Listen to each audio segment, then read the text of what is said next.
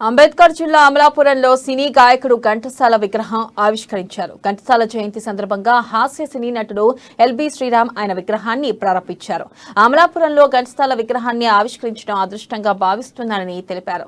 ఈ కార్యక్రమంలో విగ్రహదాత హైదరాబాద్ మెట్రో కేమ్ limited chairman Nandepu Balaji, MLC Venkateswara Rao, BVC విద్యా సంస్థల చైర్మన్ బోనం కనకయ్య పాల్గొన్నారు.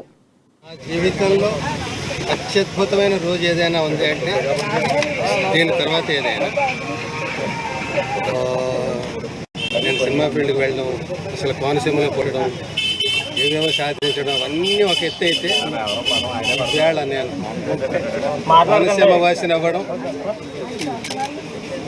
సినీ రంగానికి చెందిన ఘంటసాల గారి వారసత్వపు జనాల్లో నేను ఒకరిని అవ్వడం, ఇది జన్మజన్మల అనుబంధంగా గొప్ప ఘన విజయంగా అదృష్టంగా భావిస్తున్నాను.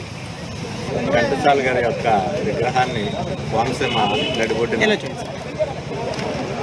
నడిబొడ్డున నిర్మించడం, దాన్ని ఆవిష్కరించడం, అందులో నేను పాల్గొనడం అనేది కూడా నాకు చాలా అదృష్టకరమైన విషయం. ఘంటసాల గారి శత జయంతి ఉత్సవాల్లో పురస్కరించుకుని దీని భాగంగా అమలాపురం పట్టణంలో ఏర్పాటు చేసిన ఈ ఘంటసాల గారి విగ్రహావిష్కరణలో పాల్గొన్నారు.